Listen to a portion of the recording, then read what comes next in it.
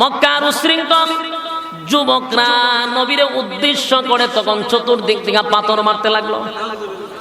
যায়েদ ইবনে হারেসা রাসূলের পালক সন্তান ডাক দেয়া বলে, আমি একবার দৌড়ায়া রাসূলের সামনে গেলাম, ডাইনে গেলাম, বামে গেলাম, চতুর্দিক দিয়ে আমি ঘুরতে লাগলাম, সমস্ত পাথরের আঘাত আমার শরীরে নিচ্ছিলাম, কিন্তু হঠাৎ করে কয়েকজন আমারে ধরে ফেললো।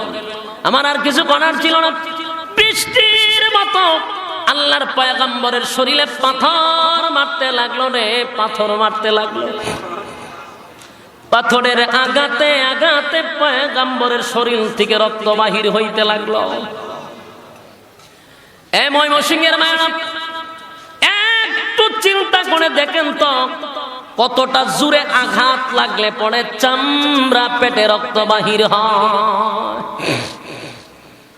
শরীর থেকে রক্ত বাহির হইতে লাগলো। নবীজি এক পর্যায়ে বেহুশ হয়ে গেছে, নবী জমিনে পড়ে গেল। বেঈমানের বাচ্চাগুলি নবীরা আবার দাঁড় করাইলো, আবার পাথর মারতে লাগলো। নবী আবার পড়ে যায়, আবার পাথর মারতে লাগলো। একটা পর্যায়ে যায়েদ ইবনে হারেসা রাদিয়াল্লাহু তাআলা তাকায়া দেখে আল্লাহর হাবিব এত পাথরের আঘাত খাচ্ছিলেন, এত পাথরের আঘাত নবীর উপরে পড়তেছিল, কিন্তু নবী দেখা যায় রক্ত নিয়ে খুব ব্যস্ত। কি নিয়ে ব্যস্ত?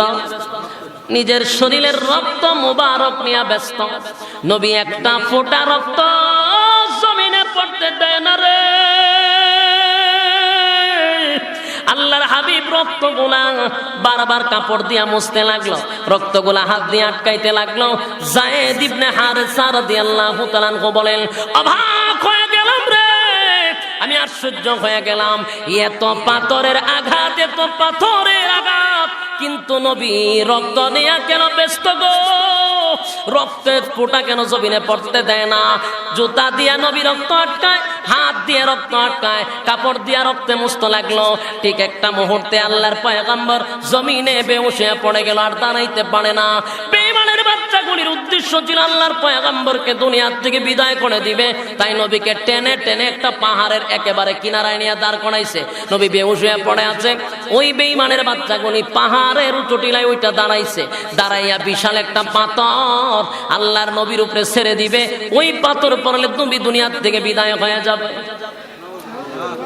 পাথরটারে ধাক্কাইয়া পাহাড়ের কিনারায় আনছে, নবীর উপরে এটা ঠেলে ধাক্কা দিয়া ফেলে দিবে। যেই মাত্র পাথরটা ধাক্কা মারলো, যায়েদ ইবনে হারেসা রাদিয়াল্লাহু তাআলা বলেন, আমি শুনতে পেয়েছি একটি গায়বী আওয়াজ, আমার কানে একটা আওয়াজ আসতে লাগলো। কে যেন রে পাথরকে উদ্দেশ্য করে বলে, পাথর রে সাবধান, আর একটা ইঞ্চিও পিছনে নিচের দিকে লাম্বি না। একটা জবান বন্ধ রাখবেন না, আল্লাহু আকবার বলেন। উচ্চ আওয়াজে বলেন আল্লাহু আকবার। একটা জবান কেউ বন্ধ রাখবেন না, জোরে বলেন আল্লাহু আকবার। যেই মাত্র আওয়াজ হইল, পাথর তুই 1 ইঞ্চি নিচের দিকে লাম্বি না, পাথরটা জাগাত শূন্যের উপরে দাঁড়িয়ে আছে। সুবহানাল্লাহ। পাথর শূন্যের উপরে দাঁড়িয়ে আছে। এই দৃশ্যটা দেখে তায়েফের যুবকরা ভয় পেয়ে গেল। ঘটনা কি রে? পাথর দিয়ে শূন্যের উপরে দাঁড়িয়ে আছে। তারা চলে যাওয়ার পরে আল্লাহর হাবিবের কাছে যায়েদ ইবনে হারেসা দৌড়ায়া নবীর কাছে আসলো। আল্লাহর পয়গম্বর চোখ খুলে দেখেন, যায়েদের চোখ থেকে পানিগুলি নবীর শরীরে পড়তেছিল। আল্লাহর নবীকে আগলায়া ধরলেন, একটা আঙ্গুরের বাগানে নবীকে সেভ করলেন। কিছুক্ষণের ভিতরে আল্লাহর পয়গম্বরের হুঁশ ফিরে আসলো। যায়েদ ইবনে হারেসা বলেন, নবী গো, জানি আপনার খুব কষ্ট হচ্ছে গো নবী, এরপর আমি আপনার কাছে একটা প্রশ্ন জানতে চাই গো নবী, একটা প্রশ্ন আপনার কাছে করব। প্রশ্নটা হলো, এত বৃষ্টির মতো আপনার শরীরে পাথর মারতে লাগলো, চতুর্দিক দিয়ে তায়েফের যুবকরা আপনার উপরে পাথর মারতে লাগলো, পাথর মারতে লাগলো। দেখলাম রক্ত নিয়ে ব্যস্ত ছিলেন, একটা রক্তের ফোঁটা জমিনে পড়তে দেন নাই গো নবী। ঘটনা বুঝলাম না, আপনি রক্ত নিয়ে কেন ব্যস্ত ছিলেন? এমনি আল্লাহর পয়গম্বর বলেন, রাজা তায়েফবাসীরা আমার রক্তের ওজন বুঝতে পারে নাই, আমার রক্তের লোড তারা বুঝতে পারে নাই। আর যদি রক্তের একটা ফোঁটা জমিনে পড়ে যেত, গোটা জমিনের মধ্যে ভূমিকম্প শুরু হয়ে যেত। আমি নবীর রক্তের ওজন জমিন বহন করতে পারবে না, তাই আমি চাই নাই তায়েফবাসী যেন ধ্বংস হয়ে যাক। আমি এই জন্য রক্তগুলাকে আটকাইছিলাম, রক্তগুলাকে সেভ করতে লাগলাম। কিছুক্ষণের ভিতরে জিবরাইল এসে হাজির। সুবহানাল্লাহ। আল্লাহ নবী বলেন, জিবরাইল এখানে কেন আসছো রে? কোরআনের কোন আয়াত নিয়ে আসছো নাকি? জিবরাইল বলেন, না গো নবী, না, কোরআনের আয়াত আমি নিয়ে আসি নাই। তাহলে কেন আসছো? বলো গো নবীজি, আজকে আমি একা আসি নাই, আমার সঙ্গে আরেকজন ফেরেশতা নিয়ে আসছি। এই ফেরেশতা হলো তায়েফের পাহাড়ের দায়িত্বে আছে। আপনার কাছে শুধু অনুমতি চাই, অনুমতি চাই। আপনি নবী যদি অনুমতি দেন, গোটা তায়েফ তারে উল্টায়া দিবে, সবগুলা বেঈমানরে পাহাড়ের নিচে বালায়া মেরে ফেলবে। একবার শুধু অনুমতি দেন, কারণ আমার আল্লাহ সব বরদাস্ত করতে পারে। আপনি নবীর কষ্ট আমার আল্লাহ বরদাস্ত করতে পারে না। আল্লাহ বলে, নবী গো, আমার যদি কেউ গালি দেয় গো নবী, আমি আল্লাহর কিন্তু এত কষ্ট লাগে না। আমি আল্লাহ মানুষ বানাইছি, আমারে মানুষ গালি দেয়, আমি আল্লাহর কষ্ট লাগে না। আপনারা তার বাস্তব প্রমাণ দেখবেন। কেউ যদি আমার আল্লাহরে গালি দেয়, যেমন বাংলাদেশে অনেক নাস্তিকরা আমার আল্লাহরে গালি দেয়, কথা কয় না? সকালে যদি আল্লাহরে কেউ গালি দেয়, আমার আল্লাহ কিন্তু বিকালে খানা রেডি রাখে, কথা কয় না? সকালে খানা দিলে বিকাল বেলা আমার আল্লাহ কিন্তু তার জন্য খানা রেডি। বিকালে যদি গালি দেয়, সকালে খানা রেডি। আমার আল্লাহ বলে, বাংলা বানাইছি, কিন্তু আমি আল্লাহ বান্দার প্রতি রাগ হই না। গালি দিল আমি আল্লাহর কষ্ট লাগে না। দেখবেন সন্তানরে বাবায় মহব্বত করে বেশি। সন্তান যদি বাবারে গালিও দেয়, বাবার এত কষ্ট লাগে না, কারণ সন্তান গালি দিলেও বাবা মহব্বতের কারণে এটা কষ্ট ভিতরে নেয় না। যদি একবার মাপ চায়, সব দুঃখ সাথে সাথে শেষ হয়ে যায়, কথা কয় না? আরে যুবক ভাই, আল্লাহ রাব্বুল আলামিন বলেন, আমার যদি কোনো বান্দা গালি দেয়, আমার তো কষ্ট লাগে না। কষ্ট লাগে যদি আমার নবীরে কেউ গালি দেয়, আমি আল্লাহ এটা বরদাস্ত করতে পারি না রে। আপনারা দেখবেন, আল্লাহরে গালি দেওয়ার কারণে গজবের আয়াত আল্লাহ নাজিল করে নাই, আল্লাহরে গালি দেওয়ার কারণে আল্লাহ গজবের আয়াত নাজিল করে নাই।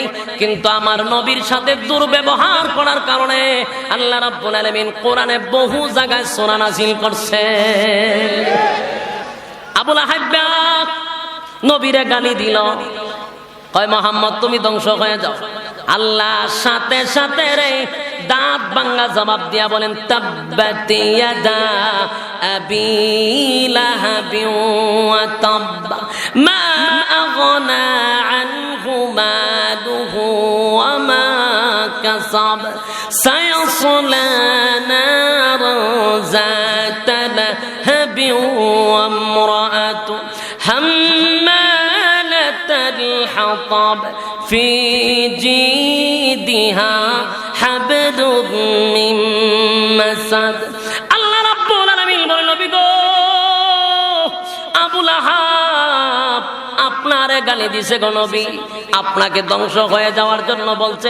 আমি আল্লাহ এর দাঁত ভাঙ্গা জবাবটা দেওয়ার জন্য আবু লাহাবরে শুধু ধ্বংস করলাম না, আবু জাহিল্লার বউরে ধ্বংস করলাম, তার ফোলাফুরিরে ধ্বংস করলাম, তার 14 গোষ্ঠী ধ্বংস করে দিছি। ধ্বংস হয়ে গেছে। এখানে শেষ নয়, উখবা নবীর চেহারার মধ্যে তুতো মাইরা নবীরে বেইজ্জতি করছে। আল্লাহ রাব্বুল আলামিন সাথে সাথে আয়াত নাজিল করে পয়গম্বরকে সান্ত্বনা দিল, ওয়া ইয়াউমা ইয়া'আদ্দু যালিমু আলা ইয়াদাই ইয়াকুলু ইয়া লাইতানি ইত্তাখাযতু মা'আর রাসূলি সাবিলা ইয়া ওয়াইলাতা লাইতানি লাম আত্তাখিজ ফুলানান খালিলা। আল্লাহ রাব্বুল আলামিন তখন নবীরে সান্ত্বনা দিল। তায়েফের ময়দানে নবীরে রক্তাক্ত করল। আল্লাহ রাব্বুল আলামিন দুইজন ফেরেশতা পাঠাইলো, জিব্রাইলকে পাঠাইলো, গজবের ফেরেশতা পাঠাইলো। এবার জিব্রাইল বলে, নবী গো, অনুমতির অপেক্ষায় আছি গো নবী, একবার শুধু আপনি অনুমতি দেন, গোটা তায়েফবাসীরে তামা তামা করে ফেলবে। আল্লাহর নবী কয়, আমি যদি এখন অনুমতি দেই কি করবা? বলে, গোটা তায়েফবাসীটারে সমানে ধ্বংস করে দিব। আল্লাহর নবী বলেন, জিব্রাইল, আমি যদি দোয়া করি, তাহলে আমি যদি অর্ডার দেই, তায়েফবাসী ধ্বংস হবে। আমি নবীকে গজবের জন্য আসছি, গজবের জন্য আসছি না। আল্লাহর নবী বলেন, আমার তো আল্লাহর রহমতের জন্য পাঠাইছি। আমা আরসালনাকা ইল্লা রাহমাতাল লিল আলামিন। আল্লাহ রাব্বুল আলামিন আমারে পাঠাইলো একমাত্র রহমতের জন্য দুনিয়ার জমিনে। আমি যদি অর্ডার দিয়া গজব দিয়া দেই, কেমন হইল? না জিবরাইল, আমি বদয়া দিব না, অভিশাপ দিব না, আমি বরং দোয়া করি, আমি নিজের উপরে নিজে দোষ দিয়া দেই। আল্লাহর নবী বলেন, মালিক রে, আমারই দোষ ছিল, আমি কৌশল করতে পারি নাই। মালিক, আমি দাওয়াত দিতে পারি নাই ঠিক মতে, আমি দাওয়াতের সিস্টেমটা বুঝি নাই, এই জন্য হয়তো বা ব্যর্থতা, নিজের উপরে নিজে দোষ দিতেছে। আল্লাহ, তুমি তাদেরকে ধ্বংস কইরো না। এখনকার মানুষ আমার কালেমা পড়ে নাই, এমন একটা সময় আসবে তাদের সন্তানরা আমার কালেমা পড়বে। নবীর মায়া দয়া চিন্তা করছে কতটুক মায়া দয়া। মায়ের খাবার পরেও নবী দোয়া করে, আল্লাহ তুমি তাদেরকে হেদায়েত দান করো। সুবহান। যুবক ভাইরা আমার, যেই কথাটা বলতেছিলাম, তাহলে দেখা গেল নবীর কর্মীদের উপরে যেমন নির্যাতন, ঠিক নবীর উপর নির্যাতন। নির্যাতনের স্টেপ রোলার চামায়া দিল। আম্মা জান আয়েশা সিদ্দিকা রাদিয়াল্লাহু তাআলা আনহা একদিন বলেন, নবী গো, তায়েফের ময়দানে আপনি মার খাইছেন। আগো নবীজি, তায়েফের ময়দানে আপনি মার খাইলেন, উহুদের ময়দানে আপনি মার খাইছেন, কোন জায়গাতে আপনার ব্যথা লাগছে বেশি, কষ্ট লাগছে কোন জায়গায়? নবীজি চোখের পানিগুলো ছেড়ে দিয়ে কান্না আর বলে, আয়েশা, উহুদের ময়দানে আমার দান ভাঙছে, উহুদের ময়দানে আমার মাথা দিয়া লোহা ঢুকে গেছে, আমার মাথা ফাটাইছে, রক্ত বাহির করছে। কিন্তু সেদিন আমার ডাইনে ওমর ছিল, বামে আবু বকর ছিল, সাহাবায়ে কেরাম চতুর্দিকে আমাকে ঘেরাও করে রাখছিল। সেদিনের দুঃখ আমার আজও মনে নাই, কিন্তু তায়েফের নির্যাতনের কথা আমি নবী আজও বলতে পারি না। সেদিন আমার কাছে কেউ ছিল না, আমার একটা ভাইয়া চতুর্দিকে হামলা করছে, কেউ ছিল না, প্রতিবাদ কেউ করে নাই, আমার পক্ষে কেউ নাই, আমি আজও বলতে পারি না। এ যুবক ভাইরা, এখান থেকে শিক্ষা গ্রহণ করতে হবে। আল্লাহর পরে যার সম্মান আর মর্যাদা, সেই নবী পর্যন্ত দিনের জন্য, ইসলামের জন্য মার খাইছে। কথা হয় না? আর আজকে আমরা মায়ের না খাইয়া ইসলাম কায়েম করতে চাই। কথা হয় না? আমরা ডাইলে চাইলে খিচুড়ি বানাইয়া ইসলাম খাইতে চাই, আমরা জিলাপি আর বিরিয়ানি দিয়া ইসলাম কায়েম করতে চাই। যতদিন না পর্যন্ত ইসলাম নামক বৃক্ষের নিচে আল্লাহ রাব্বুল আলামিন বলেন, ইসলাম হলো একটা বৃক্ষ, সেই বৃক্ষের নিচে পবিত্র রক্ত লাগে। সুবহানাল্লাহ। সাহাবায়ে কেরামদের পবিত্র রক্তের দ্বারা ইসলাম জিন্দা হইছে। ইসলাম যদি টিকায় রাখতে হয়, আবারও প্রয়োজনে রক্ত দিতে হবে। রক্ত দেওয়া ছাড়া ইসলামকে টিকায় রাখা সম্ভব না। সম্মানিত শুধু ডাইলে চাইলে খিচুড়ি বানায় ইসলাম টিকানো সম্ভব না। সাময়িক সময়ের জন্য হয়তোবা দেখা যায় আমাদের পক্ষে আছে, বিপক্ষে আছে, কিন্তু সবগুলি এক পক্ষ হয়ে গেছে ইসলামকে দুনিয়ার থেকে মিটাইয়া দেওয়া। এখন কাদা চুরাচুরি করার সময় নাই, এখন আমরা একজনের পিছনে আরেকজন গুতানোর সময় নাই। এমন একটা সময় আসবে আমাদের উপরে এমন মুসিবত শুরু হবে একমাত্র আমাদের কারণে। আমাদের মাথায় কাঁঠাল ভেঙে তারা খাটাল খাইবে। অপেক্ষা করেন, কেন জানেন? আমরা একজন কামড়াকামড়ি শুরু করছি। বাংলাদেশে 96% মুসলমান, বলুন কত পার্সেন্ট? 96% মুসলমানের দেশে 4%-এর কাছে আমরা মার খাইতেছি। 4%-এর কাছে আমরা মার খাই, অথচ আমরা 96%। আমাদের শক্তি গেল কোথায়? বলে আমাদের শক্তি নাই। কেন? বলে আমরা যারাই ছিলাম আমরা বাঘ হয়ে গেছি। দলের অভাব নাই। টুপি আর পাঞ্জাবির ভিতরে কত দল, আল্লাহ ছাড়া কেউ হইতাত না। টুপিওয়ালা যদি আমরা এক হয়ে যাইতাম, কসম খোদার এদেশে নাস্তিক আর মুরতাদ আর রাম বামদের দালালগুলি প্রস্রাবের সাথে বঙ্গোপসাগরে ভেসে যেত, ঠিক কিনা? কিন্তু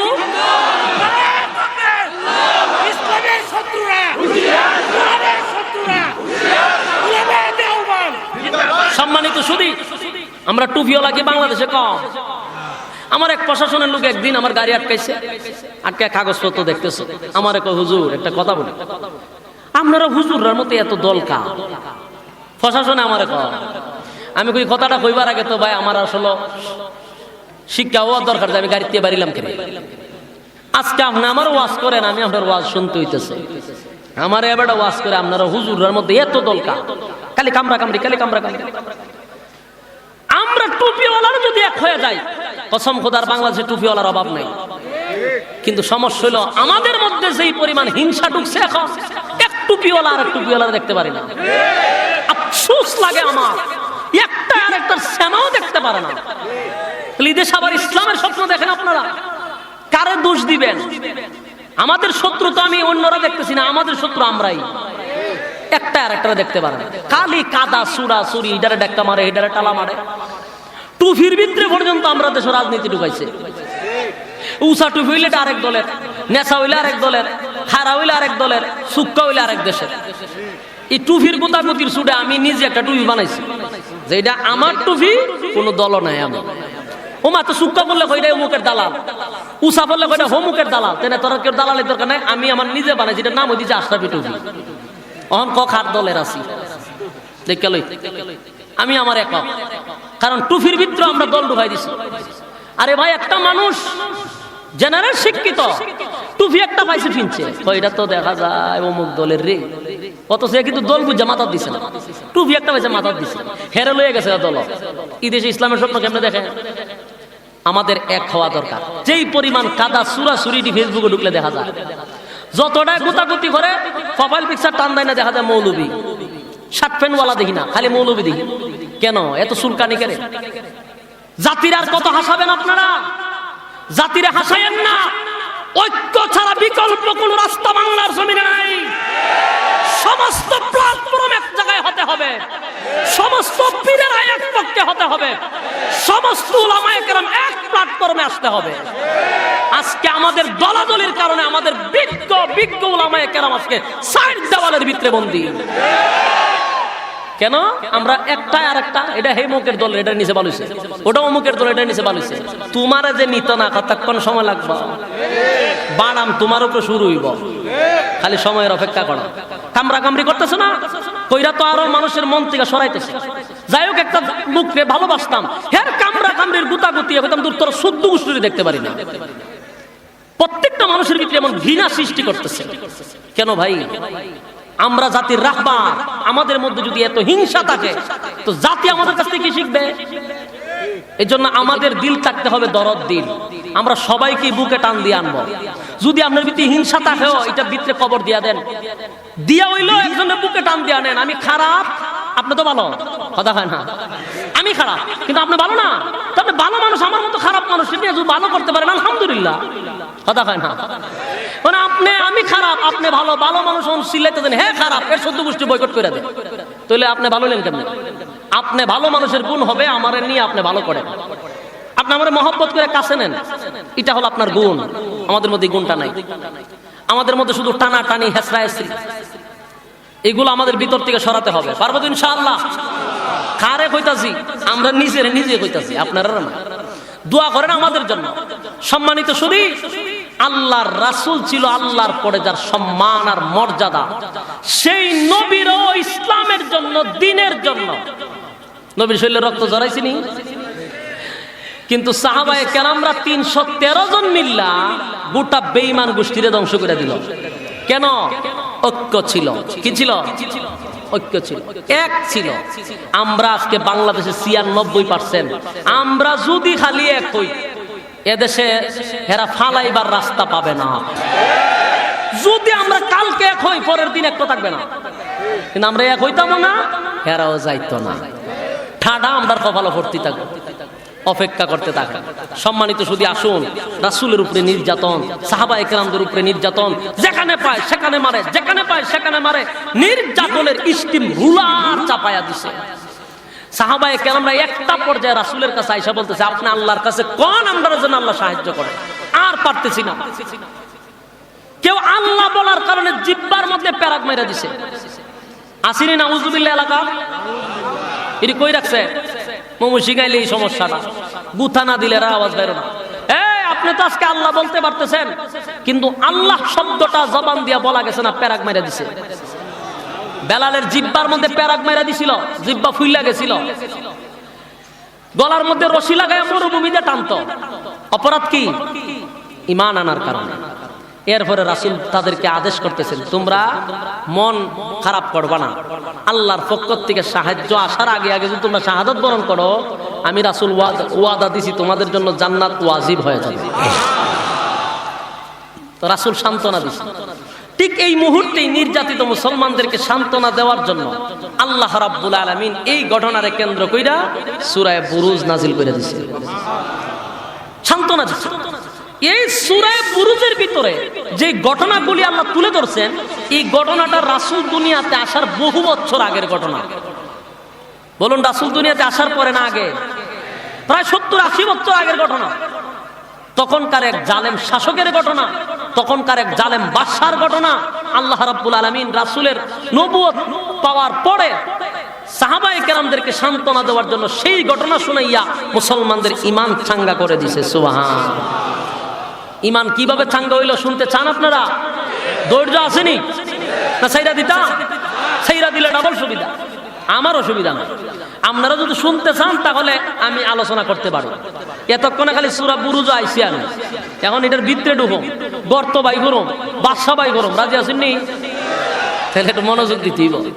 এই সূরা আল্লাহ নাজিল করলো, তখনকার সাহাবায়ে কেরামদের নির্যাতনের শিকার ছিল সাহাবায়ে কেরাম। তাদেরকে সান্ত্বনা দেওয়ার জন্য আল্লাহ সূরা বুরুজ নাজিল করে জানাইয়া দিল, ঈমানের পরীক্ষা যুগে যুগে আসবে, উত্তীর্ণ হতে হবে যদি জান্নাত পেতে চাও। বলুন, জান্নাত পেতে হলে পরীক্ষা ছাড়া না পরীক্ষায় উত্তীর্ণ হতে হবে? প্রত্যেকটা মুমিনের জন্য পরীক্ষা আসবে।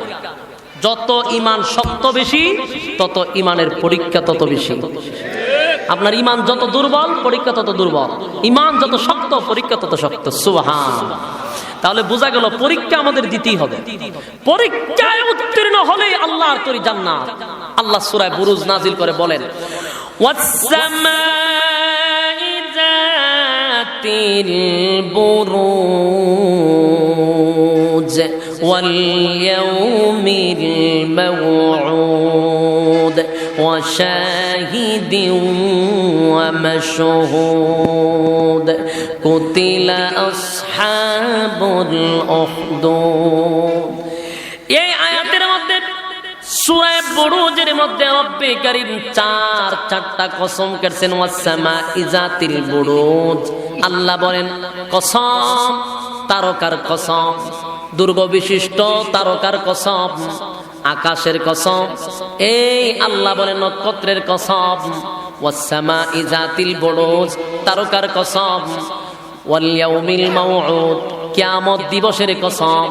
ওয়া শাহিদিন ওয়া মাশহুদ, এখানে দুইটা কসম আল্লাহ বলেন। ইয়াউমুল আরাফার কসম, কিয়ামত দিবসের শাস্তিকে উদ্দেশ্য করে আল্লাহ বলেন সেই দিনেরও কসম। চারটা কসম কেন বলেন?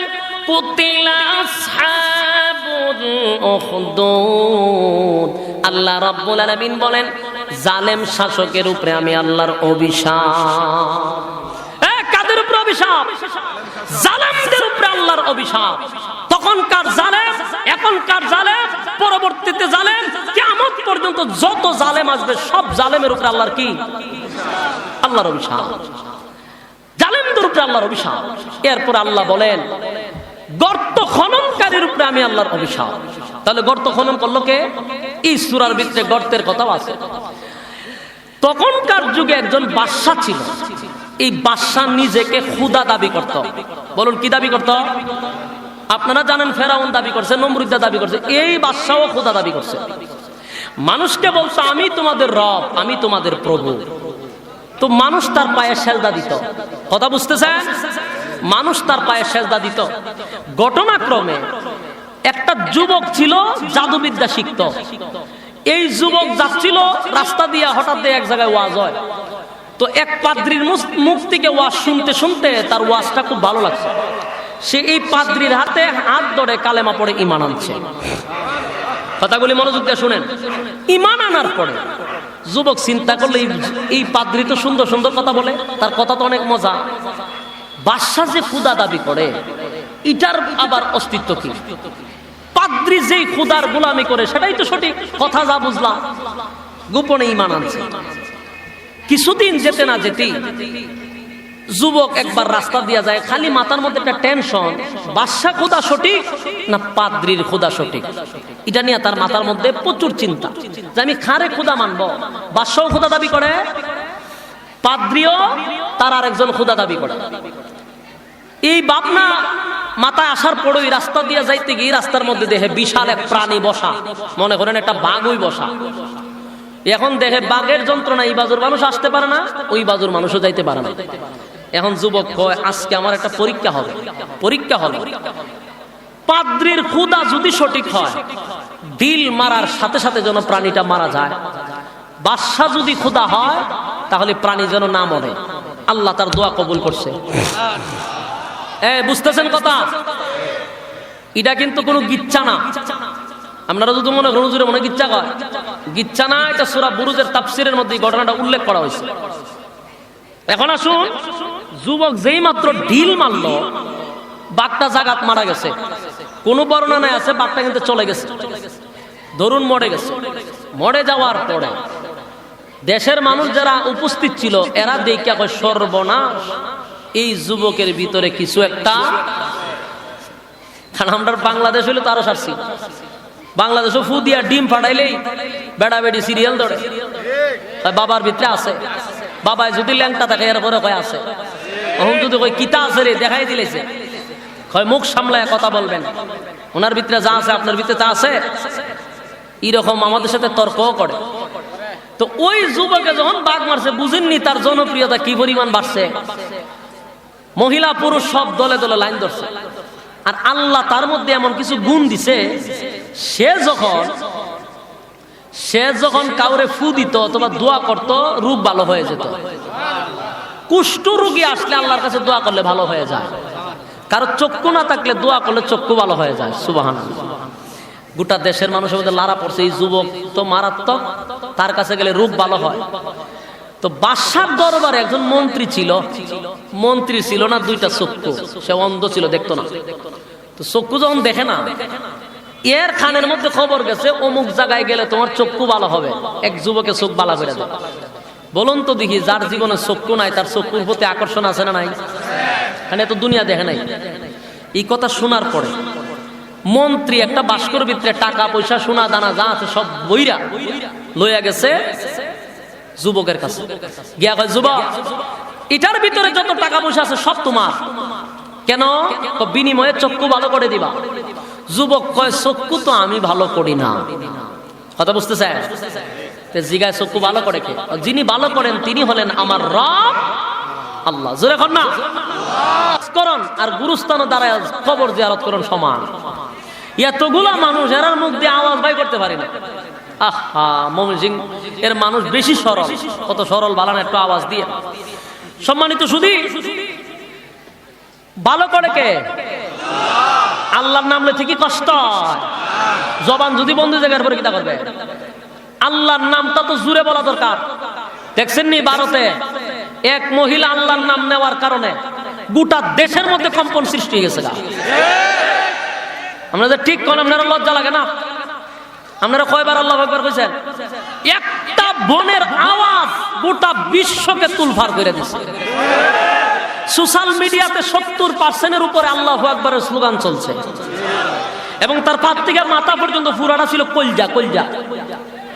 কতগুলা রাম ভামদের সামনে জয় শ্রীরামের স্লোগান চলছিল, তখন আমার বোন মুস্কান বলেন আল্লাহু আকবার, আল্লাহু আকবার, আল্লাহু আকবার। এই আওয়াজ দিয়ে বলেন লিল্লাহি তাকবীর, লিল্লাহি তাকবীর। আল্লাহু আকবারের কথার মধ্যে এটেন বোমার চেয়ে আরো পাওয়ার। এটা আমার বোন মুস্কান দেখায় দিছে। গোটা বিশ্ব কাঁপছে তার আওয়াজে। বাপরে বাপ, আমি যখন ভিডিওটা শুনি কয়েকবার দেখি যে আওয়াজটা দিচ্ছে, বাস্তবে যখন দেখি মাটিটা কাঁপতেছে।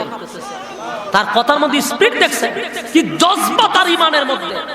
আল্লাহু আকবার কয়ে যখন স্লোগান দেওয়া শুরু করছে, আমার মনে হয় রামবামদের প্রস্রাব শুরু হয়ে গেছে।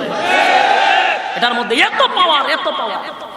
তা আপনারা আওয়াজ দিতে বড় লজ্জা করে, ঠিক না? একটা বোন যদি আল্লাহু আকবারের তাকবীর দিয়া গোটা বিশ্ব খাবাইতে পারে, আপনি কি এই তারাখান্দা খাবাইতে পারেন না? কথা হয় না? অন্তত তারাখান্দাটা খাবাই দেয়। সম্মানিত সুধী, ওই যুবক বলল কে ভালো করে? কে? আরো জোরে আল্লাহ ভালো করে। অহন মন্ত্রী কয় এ বেটা, আল্লাহ যদি ভালো করতে তো তোর কাছে আসলাম না, আমি তো সারা দিন আল্লাহর কাছেই থাকি। এর ধারণা ছিল আল্লাহ তো খুব আমার বাদশা, তা আমি তো বাসার দ্বারই থাকি, বাসা তোর চোখ ভালো করতে পারে না। যুবক কয় তুমি যারে খুদা মানো, হে খুদা নাই, হইলো হুদা। এ খুদা হওয়ার কোনো যোগ্যতা নাই। এ ভণ্ড, এ তোমাদের কাছ থেকে খুদা দাবি কইরা সবকিছু লুটপাট করে নিতেছে। তাহলে বাদশা ছাড়া কি আরো কোনো খুদা আছে? বলে অবশ্যই আছে। বলে কে? আসমান জমিনের মালিক, তোমারে আমারে যে সৃষ্টি করছেন উনি হলেন আমাদের রব আল্লাহ। এবার মন্ত্রী কয় যদি এটা বাদশায় শুনে, তোরও গর্দান শেষ, আমারও শেষ। কেউ শোনার দরকার নেই, আমার চোখটা ভালো করে দেয়, আমি যাইগা। যুবক কয় একবার বলছি চোখ আমি ভালো করি না, করে আমার আল্লাহ। এখন মন্ত্রী হয়তো তোর আল্লাহরে চোখ ভালো করে দিত। যুবক কয় এমনে হবে না। তো কেমন হইব? কয় আগে আমার রবের উপরে ঈমান আনতে হবে। ঈমান আনার পরে আমি আমার রবের কাছে আরজি করবো যে আল্লাহ ভালো করে দেন। আল্লাহ যদি ভালো করে দেয়, মন্ত্রী হয় বিপদে বললাম। আবার মন্ত্রী চিন্তা করতেছে চোখ যদি বালা তাহলে আমার রব মানতে অসুবিধা কি?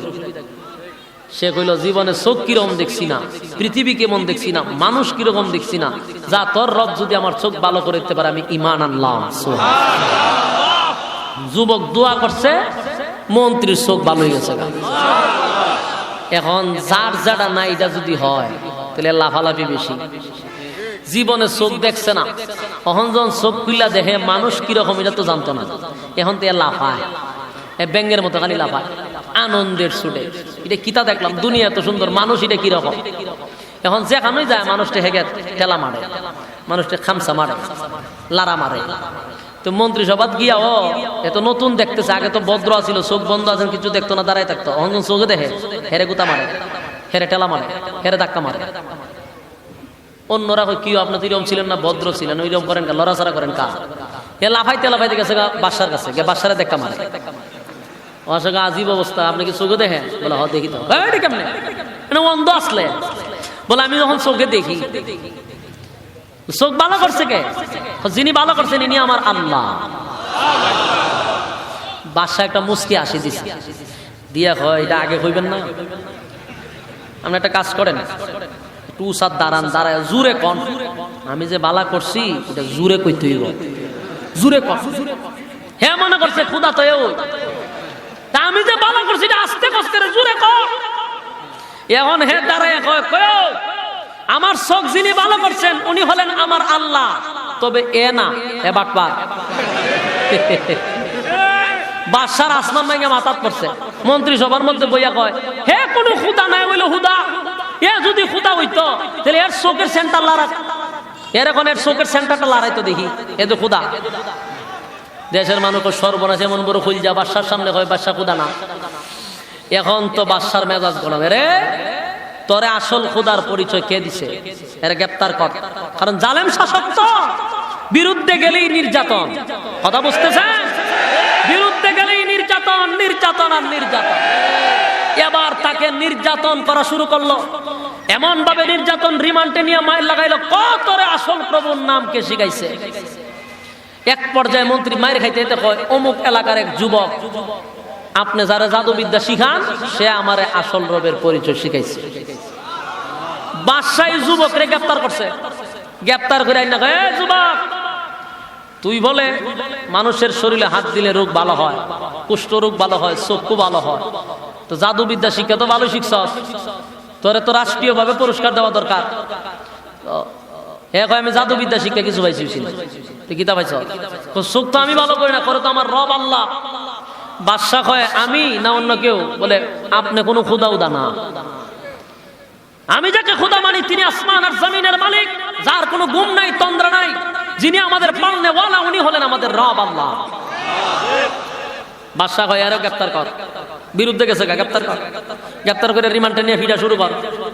ফিরাইতে ফিরাইতে কয়, জিগায়, তোরে আসল রবের পরিচয় কে দিছে? যুবকে মার খাইতে এক পর্যায়ে কয়, পাদ্রির কাছ থেকে জানছি। ফাদ্রিরও গ্রেফতার করছে। ফাদ্রিরে গ্রেফতার করে রিমান্ডে মাইল লাগাইছে। মারতে মারতে কেউ আর কালেমা ছাড়ে না, বাদশারে খুদাও মানে না। বাদশা হয় মেজাজ গরম হয়েছে, মাইরা হইতো না, এরা দুনিয়াতে বিদায় করে দেয়। কারণ এরা থাকলে এই ভাইরাস আরো ছড়াইব, সুতরাং মেরেলা। খুব খেয়াল করবেন সূরাটা কেন নাজিল হয়েছে, ভালো করে শুনেন। এই বাদশা করলো কি, মন্ত্রীরে বাঁধছে বালা করে, ভাইদা মাথার উপরে খরাত রাখছে। খরাত, খরাত চিনেন না আপনারা? গাছ দেখাটে এই খরাত রাখছে মাথার উপরে। রাইকা বলতেছে, খোদা আমারে মানবি? যদি মানস ছেড়ে দিন, আর যদি না মানস দুই ভাগ করে দিন। এখানে যারা মুসলমান, আমি সহ যত বড় বুজুর্গই হোক, আল্লাহ ভালো জানে, মাথার উপরে যদি খরাত রাখে, ইমান খার কতটুক টিকব? কথা দিয়ে কন্যা, যেই জাতির 5 টাকার কাছে ইমান বিক্রি হয়, এই জাতির মাথার উপরে যদি খরাত রাখে, আর যদি হয় ইমান আছে না গেছে, আল্লাহ ভালো জানে। আমরা সহ বলতেছি, কতটুকু ইমান থাকবো এটা মালিক ভালো জানে। তবে দোয়া করার দরকার, আল্লাহ তুমি এমন পরীক্ষা আমাদেরকে দিও না। কারণ আমরা ইমান দুর্বল, আমরা এই পরীক্ষা দিলে আমরা টিকতাম না। করাতটা মাথার উপরে রেখে দুইটা ভাগ করে লাম, আমারে খোদা মানবি? কিন্তু আমি মনে করছিলাম মন্ত্রী মনে ফল্টিবাজ। মন্ত্রীর যে এত শক্ত ইমান, মন্ত্রী কয়, রে বাদশা, দুনিয়াতে আওয়ার পরে চোখ কিরকম দেখছি না, যেই রবের পরিচয় পাইছি, রব আমার দুনিয়া দেখার সুযোগ করে দিছে। জীবন গেল, আমি রবের উপরে ইমান ছাড়ব না। চিন্তা করছেন ইমান কারে? বাদশা এই দুইজনের সামনে তার মাথাটারে করাত দিয়া দুই ভাগ করে দিছে। এইভাবে শরীর দুই ভাগ করে ফেলাই দিছে। এটা দেখলে তো অনেকের ইমান যাবে, ও বাবা রে, আমার ইমানের দরকার নেই, আমার বাঁচতে রাজি। আমরা যে ইমান, এখন দেখেন ওই পাদ্রিরে ধরছে, ধরে কয়, পাদ্রি মন্ত্রীরে দুই ভাগ করছি, আমারে খোদা মানবি? না। পাদ্রিরে দুই ভাগ করছে মাঝখান দিয়ে। এবার রইল যুবক। যুবকরে বাদশা কয়, তোরে মারতে মন চায় না। কে রে, আমি কি তোর বিয়াই লাগি না তোর দুলাভাই লাগি, মারতে চাস না কে রে? কারণ তুই লিগি আমার দেশের একটা সম্পদ, তোরে জাদুবিদ্যা শিখাইছি, তুই যদি একবার খালি আমার খোদা মানস, তোরে রাষ্ট্রীয় সম্মান দিব। নাউজুবিল্লাহ। না মানস, দুই ভাগ করো। যুবকে কয়, দুইজন লোকরে তুই দুই ভাগ করছিস, এটা তো আমি দেখছি। এর থেকে কোনো কঠিন শাস্তি থাকলে আমার দে, কালেমা ছাড়বো না। চিন্তা করছেন ইমান কারে? বাদশা কয়, সর্বনাশ, সর্বনাশ, তৈলে তোর আমি এভাবে মারবো না, এর থেকে কঠিন শাস্তি দিব। এবার বাদশা তার বাহিনী নিয়া তারে হাতে পায়ে বাইদা কয়, পাহাড়ের উঁচু টিলায় তুলবি, সেখান থেকে ধাক্কা মেরে ফেলে দিবি, পাথরের আঘাতে আঘাতে ভর্তা হয়ে যাবে। দেশের মানুষ দেখে যেন ভবিষ্যতে আমার ছাড়া অন্য কাউরে খোদা না মানে। চিন্তা করছে, যুবক রে বাইদা পাহাড়ের উপরে নিচ্ছে। এবার যুবক দোয়া করছে আল্লাহর কাছে, আরে মালিক, আমারে হেফাজত করেন, আর এই বেঈমানগুলিরে ধ্বংস করেন, কারণ আমি বাদশারে কিছু খেলা দেখাইতে চাই। আল্লাহ আমার একটু সময় দেন। সাথে সাথে যুবকের দোয়াটা আল্লাহ কবুল করছে রে। যেই বাহিনীরা তারা নিয়ে আসছিল ওই বাহিনী পাহাড়ের উপরে ধ্বংস হয়ে গেছে। যুবক জিন্দা সশরীরে বাদশার সামনে গিয়া দাঁড়াইছে। দাঁড়ায় কয়, বাদশা রে, আমি তো ফিরে আসছি। বাদশা কয়, সর্বনাশ, তোরে না ফাটাইলাম আমি পাহাড়ের উপরে বাহিনী দিয়া? বাহিনী কই? বলে আলুর ভর্তা হইছে। তুই বাঁচলে কেমনে? বলে আমার রব আমারে বাঁচাইছে। বাদশার মেজাজটা গেছে গরম হইয়া, কয় তোরে তো এমনি হইতো না, আরো কঠিন শাস্তি দিতেই। এবার বাদশা কয়, তোরে আমি আবার সাগরের মাঝখানে ছেড়ে দিব, আত্মবাইদা। আবার স্পেশাল বাহিনী দিয়া সাগরের মাঝখানে ফাটাইছে, প্রচন্ড ঢেউয়ের মাঝখানে বস্তার ভিত্তি করে ফেলাই দিত। যুবক সাগরের মাঝখানে গিয়ে দোয়া করে, এ মালিক, আমি আরো সময় চাই, বাদশারে আর একটু খেলা দেখাইতে হবে। আল্লাহ আমারে হেফাজত করেন গো, তাদেরকে ধ্বংস করে দেন। সাথে সাথে আল্লাহ যুবকের দোয়া কবুল করছে, ওই বাহিনী গুলারে সাগরের মধ্যে ধ্বংস করে দিল। যুবকরে আল্লাহ সশরীরে বাদশার সামনে দাঁড় করাইয়া দিছে। এবার বাদশা যুবকের দিকে তাকায় বলে, যুবক রে, আমি আশ্চর্য হয়ে গেলাম, ট্রেনিং প্রাপ্ত সেনাবাহিনী দিয়া আমি পাহাড়ে পাঠাইলাম, সেখানে আমার বাহিনী মারা গেল। আমি ট্রেনিং প্রাপ্ত সেনাবাহিনী পাঠাইলাম সাগরের মাঝখানে, তারাও মারা গেল। যুবক, তুই একটা মাত্র যুবক, তোরে মারতে গিয়ে আমার বাহিনী গুলা একের পর এক মারা যাচ্ছে। এবার তোর কাছে আমার আবদার, বলতো দেখি তোরে কেমনে মারা যায়, আমি আর বাহিনী মারতে রাজি না। আরে যুবক, তোর পায়ে ধরে বলি, বল তোরে কেমনে মারতে হবে। এবার যুবক বলে, আমারে মারতে কি তোর বেশি সব? বাদশা কয়, তোরে মারলে আমার বড় আনন্দ। বলে আনন্দটা কেড়ে? বলে আনন্দ হইল দেশের মধ্যে ক্ষুধা দাবি করি আমি, আমারে সবাই ক্ষুধা মানে, আর তুই একমাত্র ব্যক্তি আছো যে আমারে ক্ষুধা মানে না। এখন তোরে মাইরা লাইলে ভাইরাস মুক্ত, আমারে আর কেউ ক্ষুধা নিষেধ করবে না, সবার কাছে আমি ক্ষুধা, একমাত্র তুই ব্যতীত। তোরে মারিলে সব শান্তি। যুবক কইলে মারতে চাস? বলে হ্যাঁ। কইলে আমার মন্ত্র দিয়ে আমারে মারতে হবে। বলুন কি দিয়া? তার মন্ত্র দিয়া তারে মারতে হবে এবং আমার কৌশলে মারতে হবে, আমি যেইভাবে বলবো সেইভাবে। বলে সব করতে রাজি, কিন্তু বিনিময়ে তোর মারতে হবে। যুবক কয়, তাহলে শোনো, দেশের প্রত্যেকটা নাগরিককে একটা মাঠে একত্রিত করতে হবে। কোন একটা নাগরিক যেন ঘরের ভিতরে না থাকতে পারে। পুরা দেশে তুমি ঘোষণা করে দাও, সবাই যেন এক জায়গায় আসে। দেশের বাদশা সবাই রে আইন জারি করছে, যারে ঘরে পাওয়া ওইবারে ক্রস ফায়ার করা হবে। বলুন তো কেউ ঘরে থাকবো? সব আইছে এক মাঠ আছে। এবার বিশাল একটা স্টেজ বানাইছে, যুবকরা এখানে বাইন্দা রাখছে, এইভাবে ঝুলায় রাখছে। এবার যুবক কয়, সব মানুষ যা আসছে আমি একটা মন্ত্র শিখাইয়া দিব, এটা প্রত্যেকের কানে কানে পৌঁছতে হবে, যদি না পৌঁছে আমি মরবো না। বাদশা কয়, বেজালো ভালাইছস, এখন এটা পৌঁছাইতাম কেমনে? বলে মেশিন আবিষ্কার কর। এখন মানুষকে শোনানোর জন্য আওয়াজ যেইভাবে শোনানো যায় সিস্টেম করছে। এবার যুবক কয়, তুই একটা তীর নে হাতে, নিয়া যত জোরে পারস জোরে বলবি, বিসমিল্লাহির রাব্বিল গুলাম, এই কথা কইয়া তীরটা মেরে দিবি। যেই মাত্র তীরটা মারছে, সাথে সাথে যুবক মারা গেছে।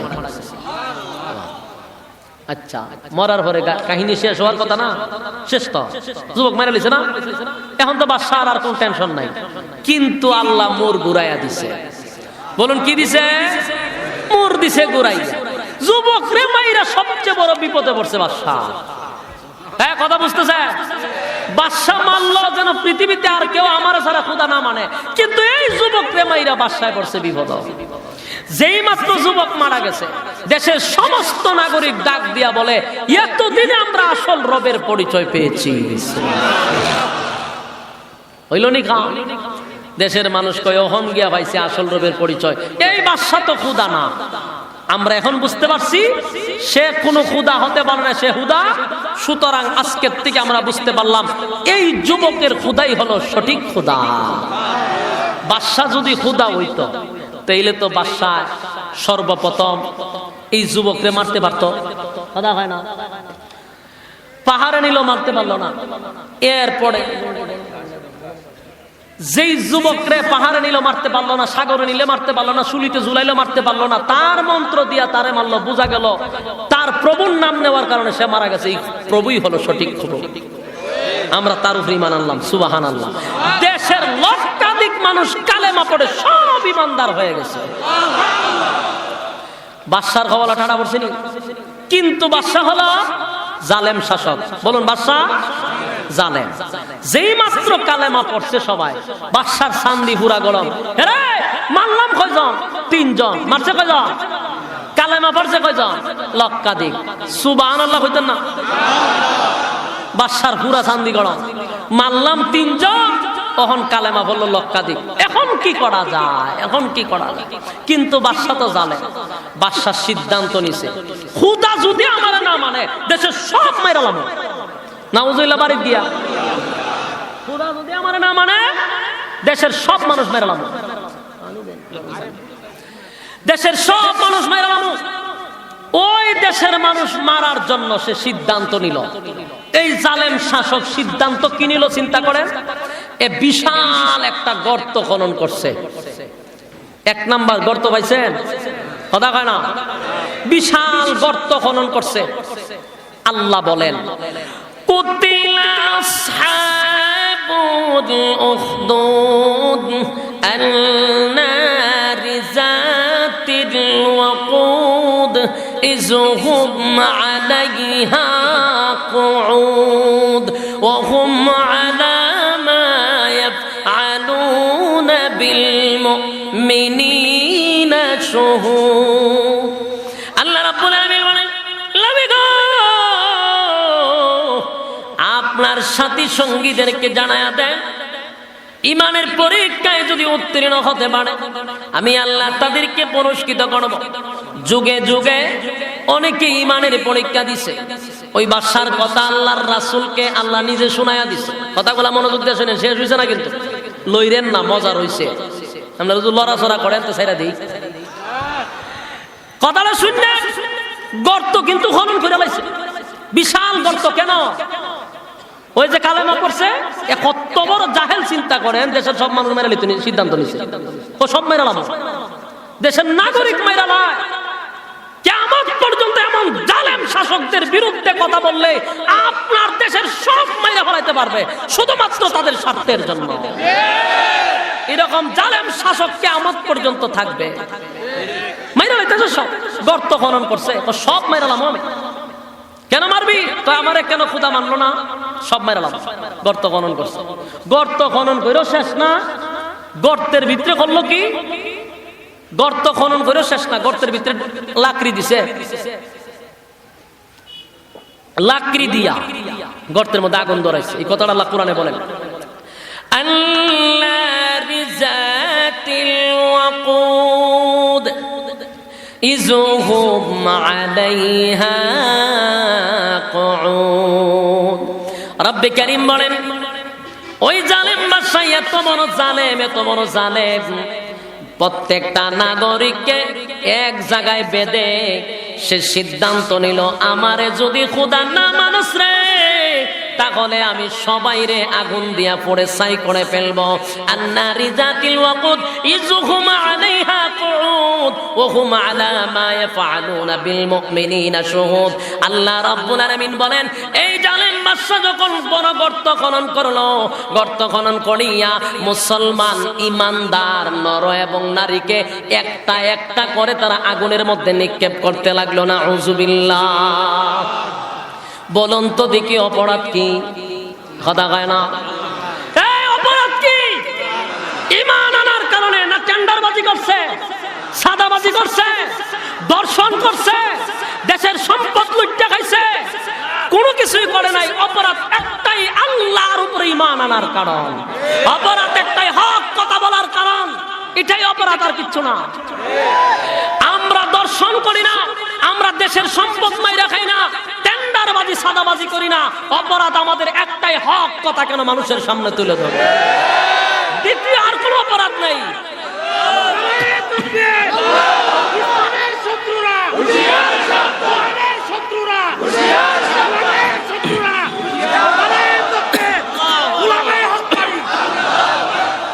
যুবক ভাইরা,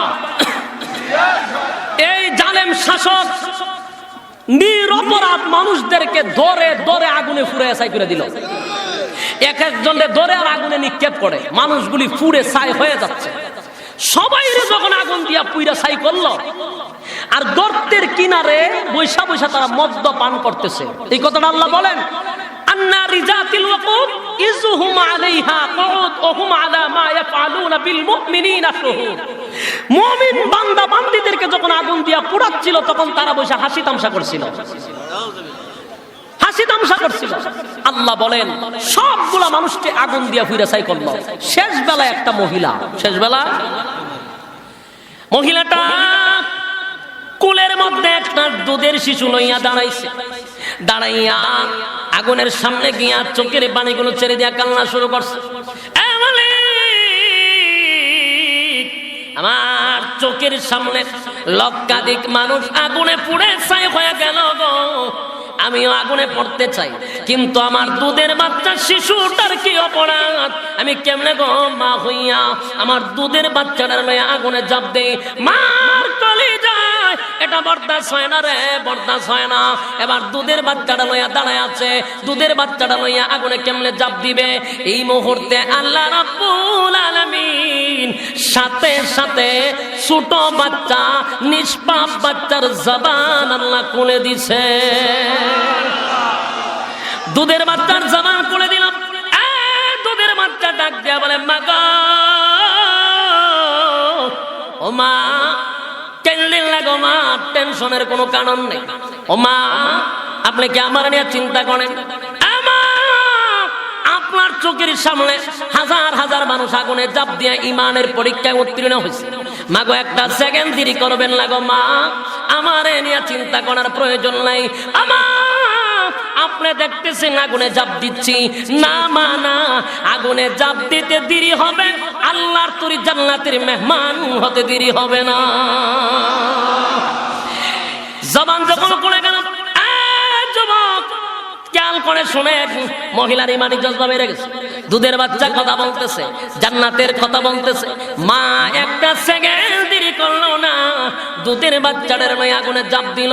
আল্লাহ রাব্বুল আলামিন সাথে সাথে তাদেরকে জান্নাতের মেহমান বানায়া দিছে। এই জালেম শাসকের কথা একের পর এক ঘটনা গুনে আল্লাহ শুনাইয়া সাহাবায়ে কেরামদেরকে ইমানি জজবা আরো বাড়ায়া দিছে। তারা নির্যাতিত। আল্লাহ নবী বলেন, সাহাবীরা রে,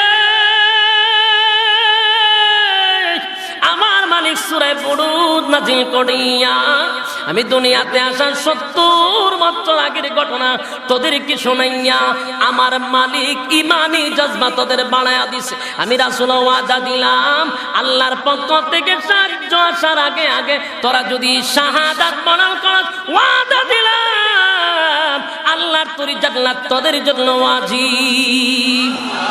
আল্লাহ ঘোষণা দেয়, নবী গো, ইমানের পরীক্ষায় যদি কেউ উত্তীর্ণ হতে পারে, আমি আল্লাহ নিম্ন স্তরের একটা জান্নাতীকে, নিম্ন স্তরের জান্নাতীকে এই পৃথিবীর 10টা পৃথিবীর সমান জান্নাত আমি আল্লাহ লিখে দিব।